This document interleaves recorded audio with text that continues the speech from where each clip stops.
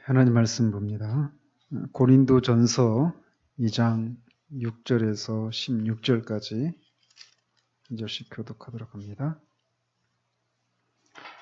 고린도전서 2장 6절에서 16절까지 한 절씩 교독합니다.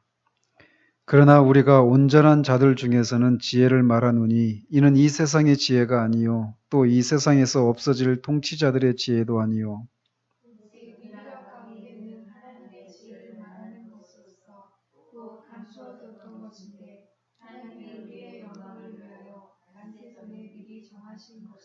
이 지혜는 이 세대의 통치자들이 한 사람도 알지 못하였나니 만일 알았더라면 영광의 주를 십자가에 못 박지 아니하였으리라.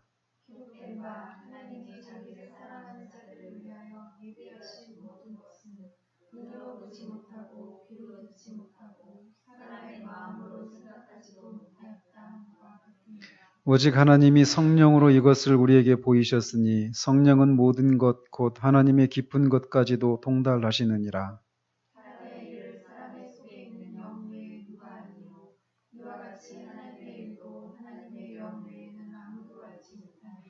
우리가 세상의 영을 받지 아니하고 오직 하나님으로부터 온 영을 받았으니 이는 우리로 하여금 하나님께서 우리에게 은혜로 주신 것들을 알게 하려 하심이라.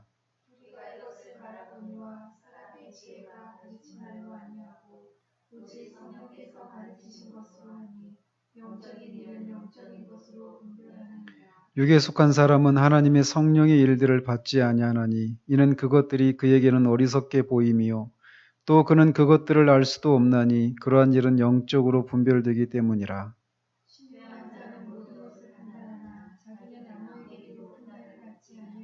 같이 누가 주의 마음을 알아서 주를 가르치겠느냐 그러나 우리가 그리스도의 마음을 가졌느니라. 우리가 지난주에는 인간적인 지식으로 성령님을 이해하려는 모든 시도를 중단하라 이 제목 하에서 하나님의 일은 오직 성령을 통해서만 알 수 있다 이런 걸 말씀드렸어요. 그러면서 지성으로 우리의 그 머리로 성령의 일을 또 하나님의 일을 알 수 있다고 생각하는 그런 오류들이 있다라고 말씀을 드렸습니다. 그러나 우리 지성은 머리로는 신학을 하나님에 관한 것을 아는 것이고 하나님을 아는 것은 성령의 조명을 통해서만 알 수 있다. 근데 이것을 이제 오해하게 됐을 때 성경 공부에 대한 오해 또 이제 그 방법에 대한 그런 오류 이런 것들이 생겨날 수 있다라고 하는 것을 우리가 살폈습니다. 그래서 어떤 사람이 신학적인 그런 진리 체계가 잘 잡혀 있고 그거를 남한테 가르치기까지 하고 또 심지어는 그것을 즐거워하는 그런 신학을 이런 교리나 이런 신학적인 그런 지식들 이런 것들을 깨닫는 데서 오는 그런 즐거움들을 안다고 하더라도 그가 하나님을 모를 수 있다. 어떤 경우에 성령의 조명을 통해서 직관으로 그 지식들을 알지 못하면 머리로는 사변적으로는 알 수 있을지 몰라도 그걸 진짜 아는 건 아니다. 이런 내용을 우리가 살폈습니다. 그래서 지난주에 못 들으셨던 분들은 꼭 들으시기를 바랍니다. 그래서 왜 사람들이 항상 옳은 것을 얘기하고 바른 것을 얘기하고 정통 그런 교리를 지지하고 고백하고 가르치기까지 하는데도 왜 그들 속에 있는 그런 어떤 실제 이런 것이 없을까? 이것 때문에 그렇다는 것을 이렇게 말씀을 드렸습니다. 자, 오늘은 이제 이어서 그런 잘못된 개념이 초래할 수 있는 악한 결과들, 성경 공부의 오류, 또 이제 지식으로 하나님을 알 수 있다라고 하는 이런 잘못된 개념이 초래할 수 있는 악한 결과들을 살펴보도록 합니다. 보시면 우리가 우리의 머리로, 즉 우리의 지적 능력으로 하나님을 알 수 있다는 착각은 몇 가지 악한 결과들을 초래합니다.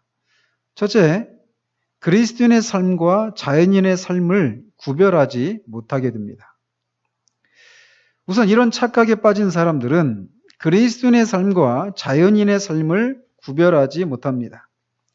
자연인은 거듭나지 않은 그냥 있는 그대로 인간이죠. 그냥 한 번 태어난 사람, 거듭나지 못한 사람을 가리키죠. 그들은 그리스도인의 삶이 자연인의 삶보다 단지 조금 더 즐겁고 고상하고 재미있는 삶이라고 믿을 뿐이다. 실제로 이런 사람들이 있습니다. 교회 안에. 우리의 지적 능력으로 하나님을 알 수 있다는 착각 때문에 어떤 사람들은 우리 조상의 신앙을 철학과 동일시합니다. 그들은 현대의 신지식 운동을 강조함으로써 학문을 통해 교회를 부활시켜 보려고 노력하지만 이는 완전히 잘못된 방향으로 시도하는 것입니다. 왜냐하면 주 예수님에 대해 배우기 위해 철학을 찾는 사람은 없기 때문입니다. 사도 바울은 역사상 가장 학식이 풍부한 사람들 중 하나였습니다. 심지어 어떤 사람들은 그가 역사상 가장 지적인 6명의 사람들 중 하나라고 말하기도 합니다. 이런 바울이 고린도 교회에 무엇이라고 말했는가? 그는 형제들아, 내가 너희에게 나아가 하나님의 증거를 전할 때에 말과 지혜의 아름다운 것으로 아니하였나니 내 말과 내 전도함이 지혜에 권하는 말로 하지 아니하고 다만 성령의 나타남과 능력으로 하여라고 말했습니다. 이렇게 지적으로 역사상 가장 뛰어난 그 6명 중에 한 명일 수도 있는 이런 바울도 말씀을 전할 때 지혜의 아름다운 말로 하지 않고 성령의 나타남과 능력으로 했다라고 말하고 있단 말이에요. 왜? 이 복음 지식은 우리의 지성으로, 머리로 깨달아서 아는 것이 아니기 때문에 성령께서 직관을 통해 우리에게 알려주시는 것이 아니면 모르기 때문에 그렇다라는 것이죠. 실제로 어떻습니까? 우리 주일학교 아이들도 설교도 듣고 또 소위로문답 공부도 하고 그러면서 이 신앙 이 지식들이 아이들 안에도 그게 차곡차곡 지금 쌓여져 가고 있습니다. 그래서 이런 상태로 아이들이 몇 년만 더 지나면요, 아마 교회를 수십 년 다닌 어른들보다 더 나은 신학 지식이 쌓일 수도 있어요. 좀 그럴 수 있다고 생각합니다. 왜냐하면 이렇게 어떤 체계적인 그런 신앙 그런 교리를 가르치는 교회가 그렇게 많지는 않거든요. 근데 어쨌든 그 아이들이 그렇게 오래 다니다 보면, 아이들뿐만 아니죠, 어른들도 마찬가지예요. 이런 것을 이렇게 오래 듣다 보면 이해하죠. 다 머리로 다 깨닫고 이해한단 말이에요. 그리고 말 대답도 다 하고. 그렇지만 실제를 모르는 거예요. 자신들이 거듭나야 된다는 것도 알아요. 우리 중에는 그런 분들도 있잖아요. 거듭나야 된다는 거 안다. 예수님을 믿어야 된다는 거 알고, 자기가 죄인이라는 것도 알고, 예수님이 그런 나를 위해서 십자가에서 다 이루셨다. 다 안단 말이에요. 근데 그게 이 직관을 통해서 아는 것이 아닌 거죠. 그러니까 진짜 내가 죄인이라는 것을 알면 편안하게 있을 수가 없어요. 진짜 죄인이라는 사실을 내 직관을 통해서 알면 그는 찾게 되어 있습니다. 찾지 말라고 해도 찾아요. 어떤 방식으로든지 자신의 영혼의 구원을 위해서 막 애를 쓰는 모습이 나타나요. 그것 자체가 그를 구원해 주는 건 아니죠. 오직 믿음으로만 구원받는데 그 과정 속에 그런 모습들이 나타난단 말이에요. 그런데 내가 죄인이라고 하는 것을 압니다 라고 말하지만 여전히 자신의 영혼의 구원의 문제를 가지고 막 하나님 앞에 은혜를 구하면서 나가지 못하는 상태 가운데 있다는 얘기는 지식으로만 아는 거죠. 그렇기 때문에 우리는 성령께서 역사해 주시기를 끊임없이 간구해야 돼요. 사도가 그래서 성령의 나타남과 능력으로 했다라고 말하죠. 누군가의 논리적 설득에 의해 당신이 기독교를 받아들였다면 어떤 지혜로운 사람이 나타나서 역시 논리적 설득에 의해 당신으로 하여금 기독교를 버리게 만들 수도 있을 것입니다. 얼마든지 이런 일이 있을 수 있습니다. 그러나 성령님의 조명에 의해 당신이 그리스도를 만나고 당신이 하나님의 자녀임을 직관으로 알게 되었다면 그 누구도 논리적 설득을 통해 당신의 신앙을 허물 수 없습니다. 왜냐하면 성경 본문뿐만 아니라 성령님의 내적 조명도 당신이 하나님의 자녀임을 말해주기 때문입니다. 이렇게 성령께서 우리의 직관을 통해서 우리가 하나님의 자녀인 것을 깨닫게 해주시면 어떤 것으로도 그것을 허물 수가 없어요. 그런데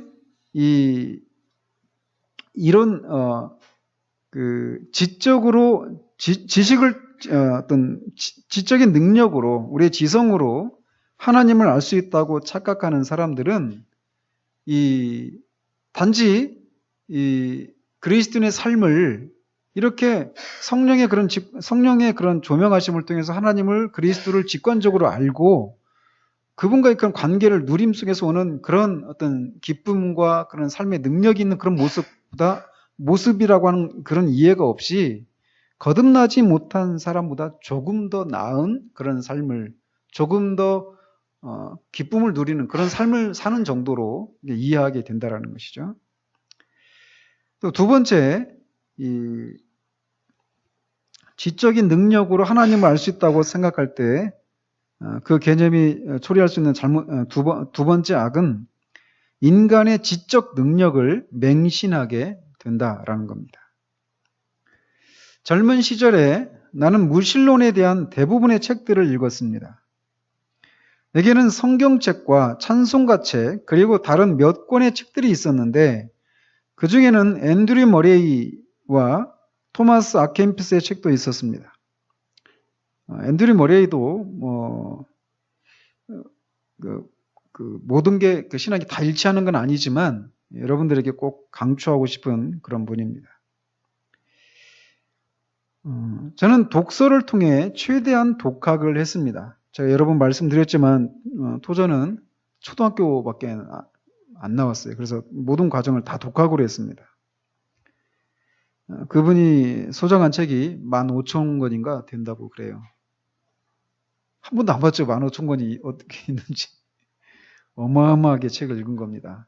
일주일에 한 권씩 읽으면 1년에 50권이거든요. 15,000권이면 300년 읽어야 돼요.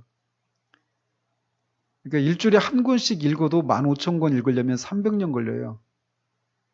그러니까 이 15,000권이라고 하는 양이 어마어마한 양이라는 것을 생각해 보십시오. 그렇게 말하니까 막 어마어마하죠?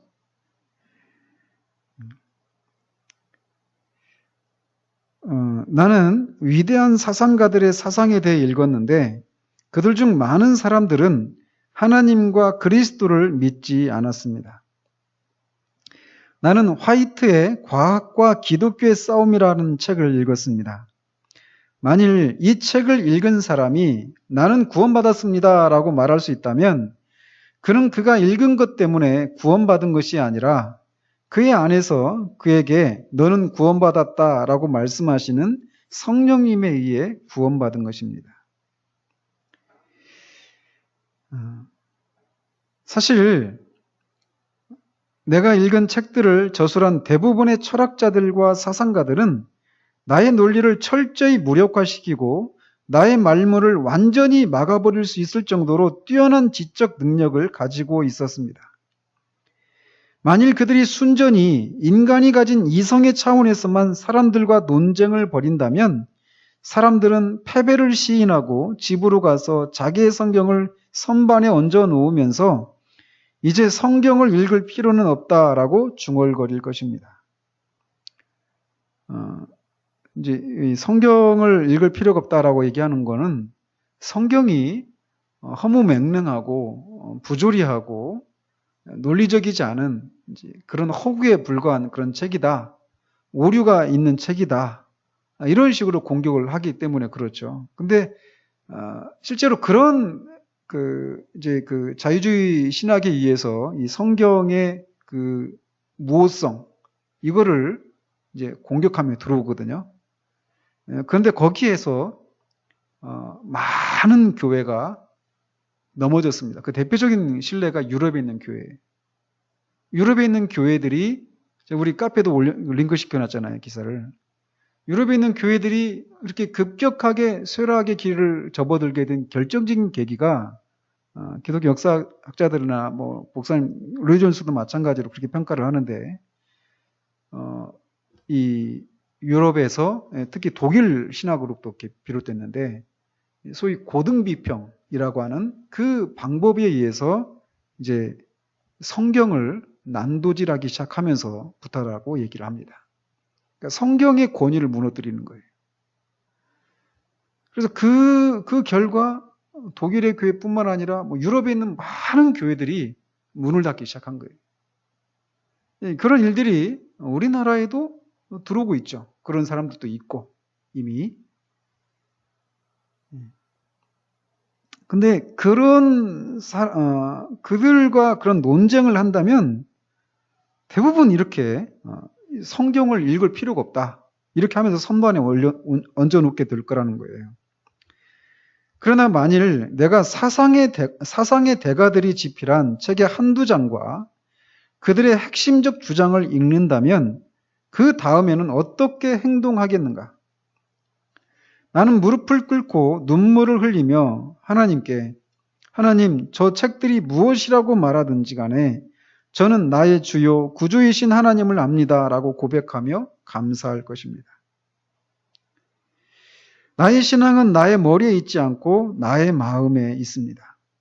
신앙이 머리에 있는 것과 마음에 있는 것에는 큰 차이가 있습니다. 만일 우리의 신앙이 머리로 믿는 것이라면 철학이 우리에게 어느 정도 도움을 줄 수도 있습니다. 그러나 신앙이 마음으로 믿는 것이라면 철학이 할 수 있는 것은 오직 겸손히 옆으로 물러서서 모자를 벗어들고 거룩하다, 거룩하다, 거룩하다 주 하나님 곧 전능하신 이여라고 외치는 것뿐입니다. 실제로 이런 자유주의 신학에 의해서 그 자유주의 신학을 공부했던 어떤 사람이 셰퍼를 만나고 나서 이 성경의 하나님을 다시금 이제 만나면서 이렇게 얘기를 했다고 그래요. 그러니까 자기가 갔던 신학교에서 경험했던 것을 이렇게 표현했다고 그래요. 나는 그들에게 빵을 요구했는데 그들은 나에게 돌을 주었다. 이렇게 얘기를 했다고 그래요.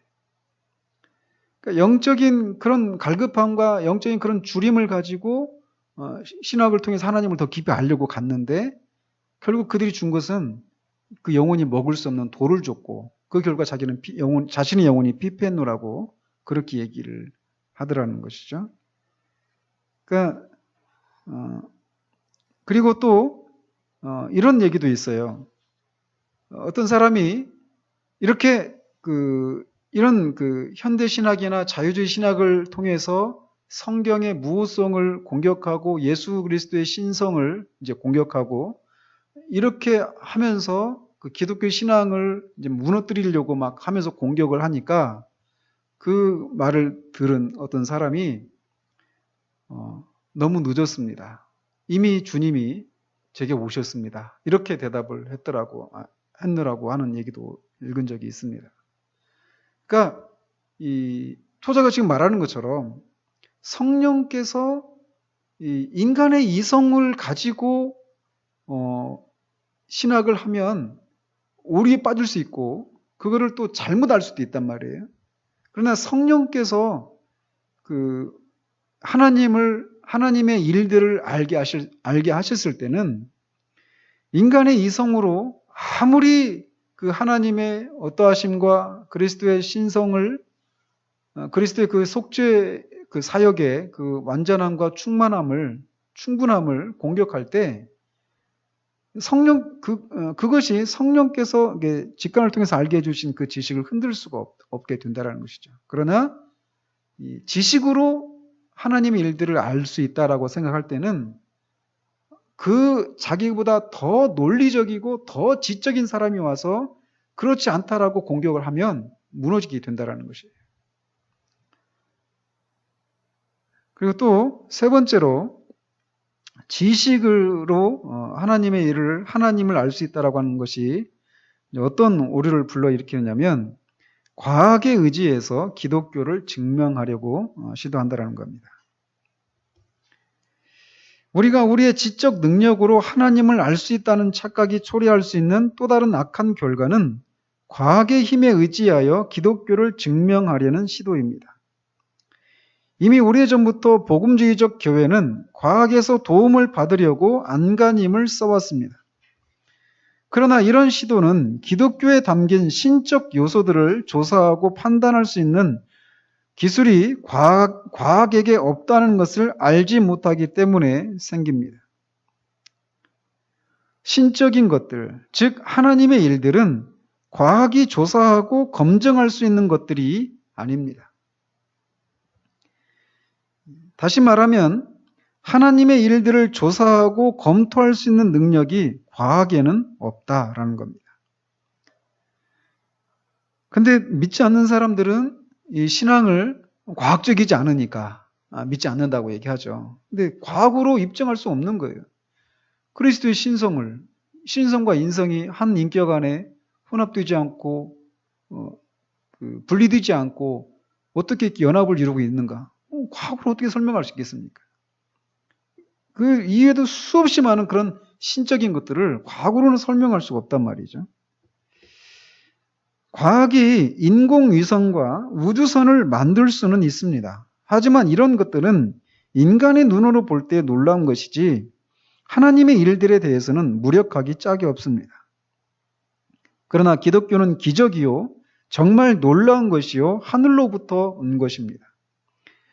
기독교는 베드로의 보자기처럼 하늘로부터 내려온 것이기 때문에 이 세상에 의존하는 것도 아니고 이 세상에 속한 것도 아닙니다.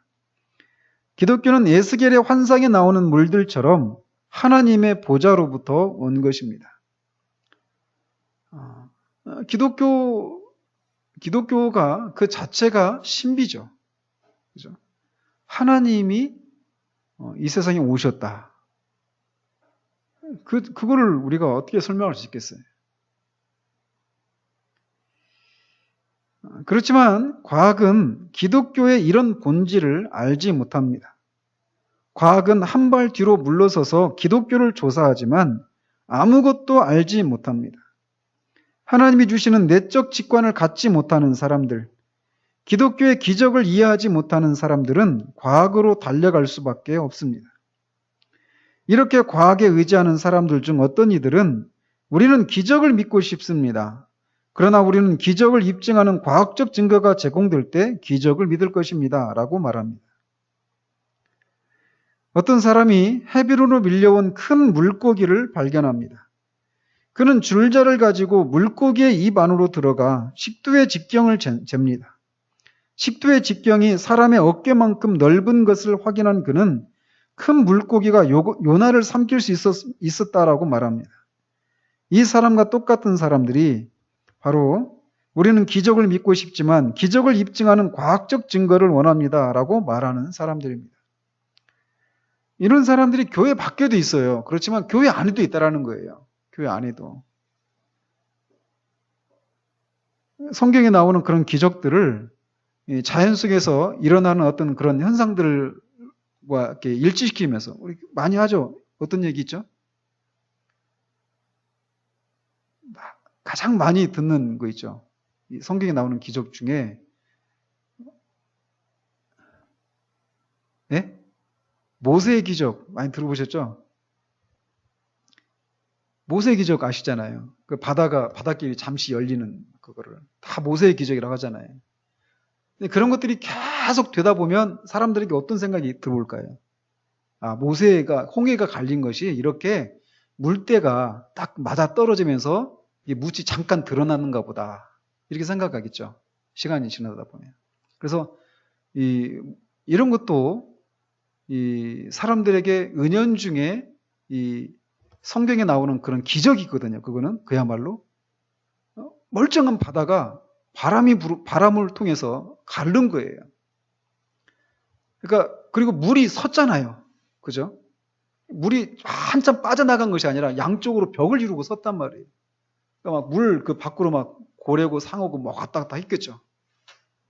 아쿠아리움하고 비교도 안 되는 그런 천연 아쿠아리움을 봤겠죠.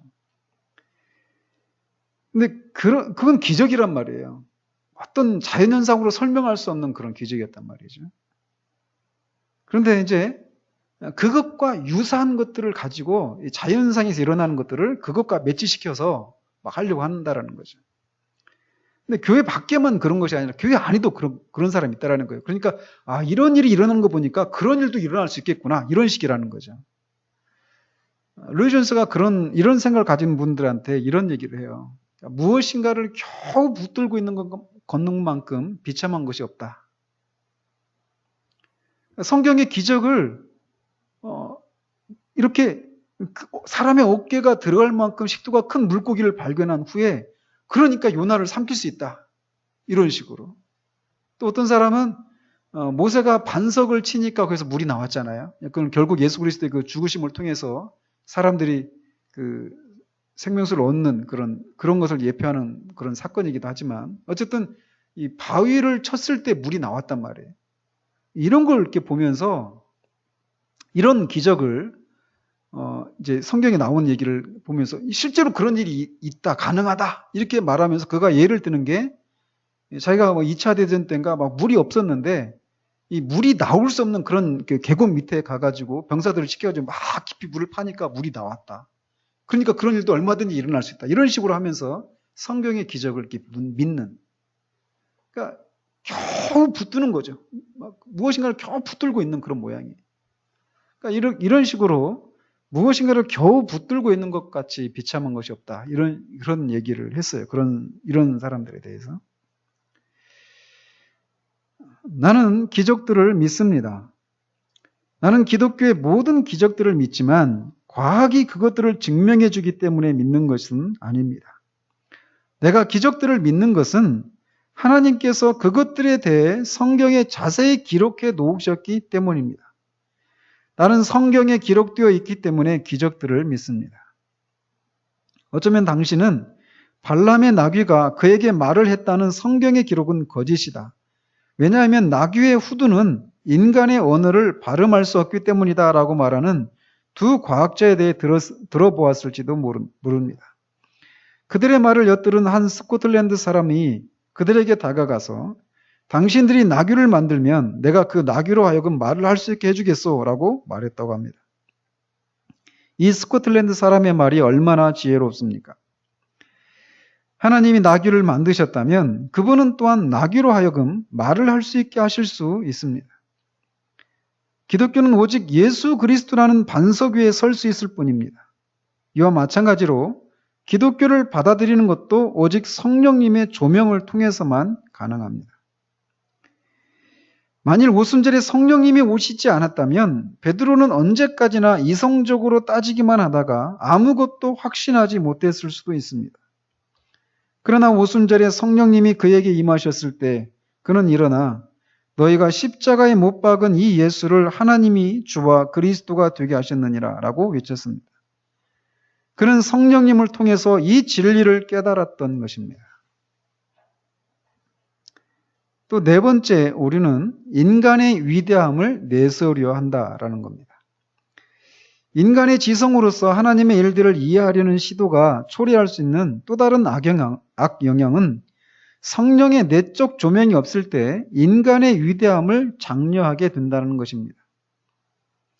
예를 들어 성공한 사람들이 그리스도를 믿음으로 기독교는 진리이다라는 논리에 기초해서 기독교를 변증하는 글들이 많이 쏟아져 나왔습니다. 이런 일들은 우리나라에도 지금도 진행되고 있는 일이죠. 그죠? 그리스도를 믿는 정치인이 생기면 우리는 그의 이야기를 이런저런 잡지들에 기고하면서 암흑의 국회의원이 그리스도를 믿는다라고 나발을 봅니다. 이렇게 떠들어대는 사람들의 사고의 밑바닥에는 유명한 사람이 그리스도를 믿는다면 그리스도는 진리가 아닐 수 없다라는 논리가 깔려 있습니다. 그러나 언제 그리스도께서 국회의원의 도움에 의지하여 일하셨습니까? 실제 이런 게 있거든요. 그리고 우리도 모르게 그런 생각들이 깔려 있어요. 우리 안에도. 그러니까 특히 이렇게 복음을 받아들여야 될 것 같은 사람, 우리는 어떤 사람들 생각합니까? 그러니까 막 그 어려움을 겪고 있고, 그러니까 우리가 흔히 생각할 때 이런 오류에 빠지기 쉬워요. 뭐냐면 모든 사람은 죄인이고 모든 사람은 그래서 구원이 필요한 사람이다. 그래서 모든 사람이 예수 그리스도가 필요하다. 이게 맞잖아요. 그죠? 근데 우리도 모르게 이런 생각들이 있어요. 모든 사람이라고 하는 것을 부인하는 건 아닌데 이 모든이라고 하는 사람 속에 이렇게 더 못 배우거나 더 가난하거나 더 어려움을 겪고 있는 사람, 이런 사람을 더 이렇게 복음이 필요한 사람이라고 생각하기 쉽습니다. 그죠? 이에 비해서 뭐 많이 배우고 교양이 있고 사회적인 위치가 있고 뭐 잘 사는 사람들, 큰 어려움이 없는 사람들, 이런 사람들은 그렇지 못한 사람보다 덜 구원이 필요한 것 같은. 저만 그런가요? 그런 게 있어요, 우리 안에. 그래서 우리가 보기에 이 사람은 정말 복음이 필요한 사람인데 복음을 전했을 때 그가 받지 않았을 때 우리 안에서 그 사람보다 더 많이 배우고 형편이 더 나은 사람도 믿고 있는데, 그러니까 믿어야지, 이런 식의 생각을 강요하려고 하는 이런 게 우리 안에 있어요. 그죠? 지금 여기서 말하는 것이 그런 거란 말이에요. 지금. 속지 말라고 얘기합니다. 예수 그리스도는 유일무이한 최고의 존재로 홀로 서십니다. 그분은 스스로를 입증하십니다. 그리고 성령님이 그분을 하나님의 영원한 아들로 선포하십니다. 그러므로 왕, 대통령, 장관, 국회의원, 귀족, 귀부인, 스포츠 스타, 그리고 음악의 스타도 모두 그리스도의 발 아래 무릎을 꿇고 거룩하다, 거룩하다, 거룩하다 주 하나님 곧 전능하신 이여라고 외쳐야 합니다. 이런 사람들을 교회에 데려다가 간증을 많이 시키잖아요. 그죠? 근데 이들이 대부분 이런 사람들이 다 뭐 진짜 거듭난 사람이 아니다 이렇게 말하는 건 아닌데, 이렇게 이제 대부분 간증을 하는 사람들, 불러온 사람들 보면 다 한 자리씩 하는 사람들이죠. 어떤 분야에서든지. 그죠? 그래서 다 그런 생각하죠. 그러니까 나도 저 사람처럼 정말 하나님 잘 믿고 순종해서 저 사람이 차지한 그런 이 부와 성공, 명예 이런 걸 나도 얻고 싶다. 근데 밑바닥에 있는 생각은 그 생각인데 이제 밖으로 내는 얘기는 나도 하나님의 영광을 위해서 정말 그렇게 큰 꿈을 품고 하나님 나라의 확장을 위해서 하나님을 위해서 이렇게 열심을 내야 되겠다. 이런 식으로 그럴싸하게 포장을 하죠. 그러나 그 속에 들어가 보면 나도 저 사람처럼 성공하고 싶다. 이게 들어가 있어요. 그래서 그런 게 유명한 분들이 뭐 옛날에 대통령, 전 대통령이죠. 이 전의 대통령. 자서전 읽어보고 뭐 테이프 들어보고 했는데 자기 어머니 신앙 자랑하지 자기 신앙 자랑하는 건 저 못 들었어요.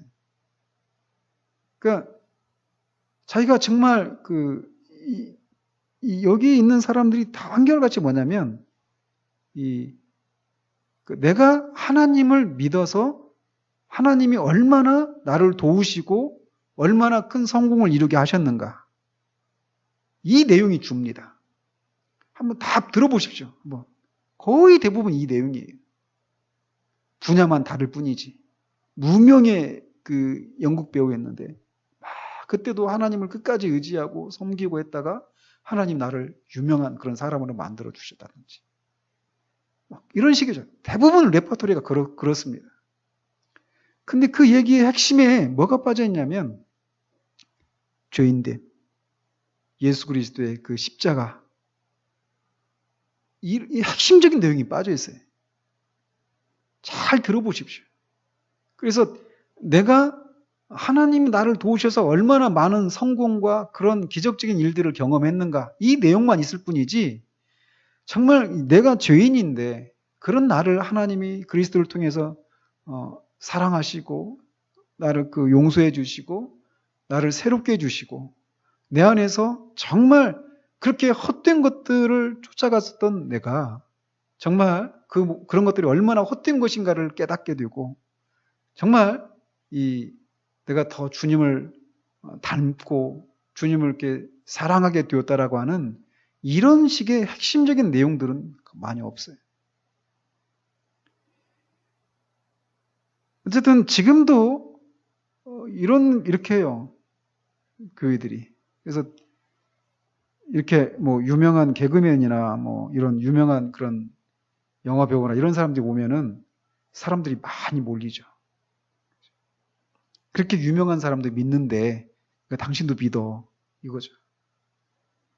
그러나 주님은 홀로 서시는 분이에요. 홀로 스스로를 입증하시는 분이란 거죠. 형제들이여 그들로 하여금 이렇게 하도록 만들 수 있는 분은 오직 성령님이십니다. 그러므로 나는 위대하다는 사람들 앞에 절하지 않습니다. 다만 진정으로 위대한 분, 즉 예수 그리스도 앞에 절할 뿐입니다. 당신이 인자를 경배하는 법을 배웠다면 다른 인간들을 결코 경배하지 않을 것입니다. 따라서 지적인 방식으로 하나님을 알 수 없어요. 우리에겐 필요한 건 뭐냐면 내적 기름 부음을 통해 하나님을 아는 지식을 배워야 한다라는 겁니다. 성령님이 계시지 않는 곳에는 어둠뿐입니다. 성령님이 계신 곳에만 하나님의 생명이 있습니다. 당신의 신앙이 신약 성경의 신앙이 되려면 그리스도께서 지성의 그리스도가 아니라 하나님의 그리스도가 되시려면 우리는 베일을 젖히고 안으로 들어가야 합니다. 성령님의 조명이 우리의 마음을 가득 채울 때까지 우리는 베일을 젖히고 안으로 밀고 들어가야 합니다. 그러면 우리는 그곳에서 사람들의 발 아래서가 아니라 그리스도의 발 아래에서 배우게 될 것입니다. 요한일서 2장 27절 말씀을 한번 같이 읽어봅니다. 같이 읽어보죠. 시작. 너희는 주께 받은 바 기름 부음이 너희 안에 거하나니 아무도 너희를 가르칠 필요가 없고 오직 그의 기름 부음이 모든 것을 너희에게 가르치며 또 참되고 거짓이 없으니 너희를 가르치신 그대로 주 안에 거하라. 여기서 우리는 아무도 너희를 가르칠 필요가 없고 오직 그의 기름 부음이 모든 것을 너희에게 가르친다라는 말을 어떻게 해석해야 합니까?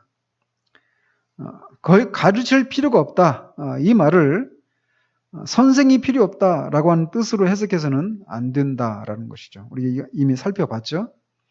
우리는 왜냐하면 이 말을 한 사람 자신이 선생이었으며 가르치는 것이 성령의 은사들 중 하나이기 때문입니다. 따라서 이 말의 뜻은 우리가 하나님을 아는 지식을 외부로부터 배울 수 없다는 것을 말한다라는 겁니다. 우리는 이 지식을 내적 기름 부음을 통해 받아야 합니다. 우리는 사람들의 증거를 받을 필요가 없습니다. 우리에게 필요한 것은 내적 기름 부음을 통해 주어지는 증거입니다. 바울은 십자가의 도가 멸망하는 자들에게는 미련한 것이요 구원을 얻는 우리에게는 하나님의 능력이라 기록된 바 내가 지혜 있는 자들의 지혜를 멸하고 총명한 자들의 총명을 폐하리라 하였으니라고 말했습니다. 또한 그는 하나님의 지혜에 있어서는 이 세상이 자기 지혜로 하나님을 알지 못하는 거로라고 말하고 다시 하나님의 미련한 것이 사람보다 지혜 있고 하나님의 약한 것이 사람보다 강하니라 라고 말했습니다. 바울은 또한 우리에게 이렇게 분명히 말합니다. 그러나 하나님께서 세상의 미련한 것들을 택하사 지혜 있는 자들을 부끄럽게 하려 하시고 세상의 약한 것들을 택하사 강한 것들을 부끄럽게 하려 하시며 하나님께서 세상의 천한 것들과 멸시받는 것들과 없는 것들을 택하사 있는 것들을 폐하려 하시나니 이는 아무 육체라도 하나님 앞에서 자랑하지 못하게 하려 하심이라.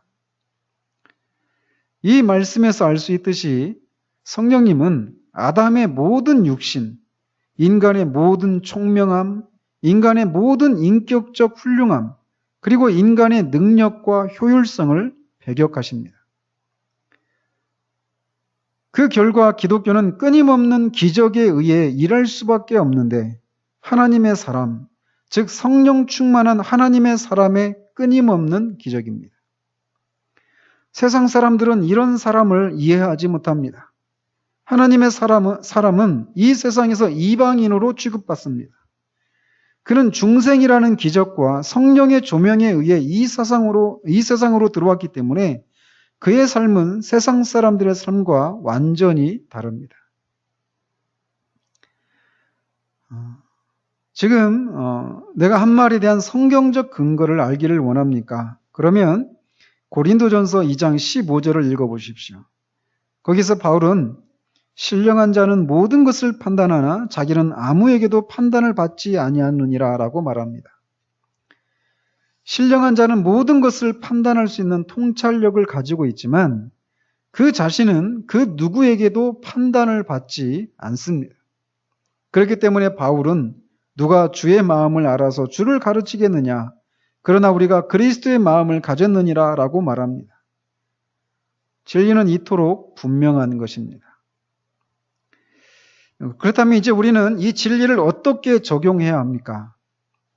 우리는 이 진리에 대해 이러쿵저러쿵 논의해야 합니까? 우리는 이 진리가 선한 것이라고 말하고 말 것입니까? 우리는 이 진리에 대해 우리의 임의대로 어떻게 할 것입니까? 우리는 우리가 가진 인격의 문을 열 것입니까? 그 문을 거칠게 열어젖힐 것입니까? 도대체 우리가 어떻게 해야 합니까? 우리는 두려워할 필요가 없습니다. 성령님은 조명의 빛을 비추어 주시는 분이십니다. 그분은 우리의 마음 안으로 비춰지는 빛이십니다. 성령님이 한순간에 빛을 비추어 주시면 우리는 그분 없이 평생 배우는 것보다 더 많이 하나님을 알게 됩니다. 성령님이 오시면 우리가 이제까지 배운 모든 것과 우리가 지금 배우는 모든 것이 우리의 모든 인격과 모든 신조와 모든 사고에서 제자리를 찾을 것입니다. 성령님이 오시면 우리는 우리가 배운 것을 하나도 헛되이 하지 않을 것입니다. 우리에게 찾아오신 성령님은 우리가 배운 진리를 결코 내던지시지 않을 것입니다. 오히려 그분은 그 진리에 불을 붙이실 것이고 제단의 불이 활활 타오르게 하실 것입니다.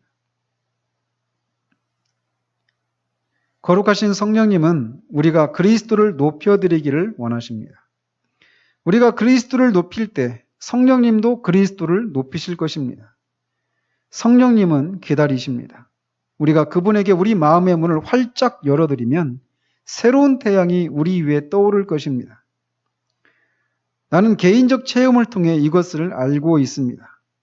하나님께서 나를 통해 일하셨던 때를 돌이켜보면 그것은 땅이나 바다에 속하지 않는 빛이 나의 어둠 속으로 뚫고 들어왔던 저 엄숙하고 놀랍고 요경스러운 때였습니다. 이 빛에 대해 요한은 요한복음 1장 9절에서 참빛 곧 세상에 와서 각 사람에게 비추는 빛이라고 증거했습니다. 이 일이 일어났던 때는 내가 회심한 때가 아니었습니다. 나는 이전에 이미 회심했습니다. 이때는 나의 회심 이후였습니다. 당신도 나처럼 이런 체험이 있습니까? 라고 묻습니다. 지금 계속 말씀 살펴본 것처럼 토종성이 약간 이렇게 섞여 있어요. 선명하게 나누어지지 않고. 그래서 지금 이 부분은 성령 세례에 해당되는 부분이죠. 그래서 존 플라벨이 이런 한 체험을 하고 나서 그런 고백을 했잖아요. 내가 50년 동안 연구해서 알 수도 없던 그것을 하늘에 속한 어떤 비밀들, 그리고 천국에서의 그런 기쁨, 이런 것들을 천상의 일들에 대해서 자신이 50년 동안 연구해서 깨달은 것보다 그 잠시 동안의 그 체험이 훨씬 더 많은 선명한 그런 지식을 가져다 주었노라고 그런 얘기 하잖아요. 이런 일들이 일어난다는 것이죠. 근데 이게 그냥 한 번에 그냥 모든 것이 다 우리에게 주어지는 것이 아니라 이제 그런 시작과 함께 이 모든 내용 속에서 그런 것들이 계속 확장되어져 가는 거죠. 그러니까 그런 성령이 우리로 하여금 그런 지식들을 하나님의 일들을 주시는 그것은 모든 삶의 영역에 다 영향을 끼치게 되어 있어요. 그래서 마치 이런 일이 일어났을 때는 이전에 내가 구원받은 거 맞나 싶을 정도로 그런 생각이 들 정도로 새로운 그런 성령을 체험하는 것이라는 것이죠. 이것이 우리가 지난 과에서 살핀 것처럼 그 마가의 다락방에 있는 오순절 그 사건이 지금 우리에게도 일어날 수 있다고 했던 것처럼 이 일이 토저에게 일어났던 이 일이 우리에게도 일어날 수 있다는 거예요. 기도하겠습니다.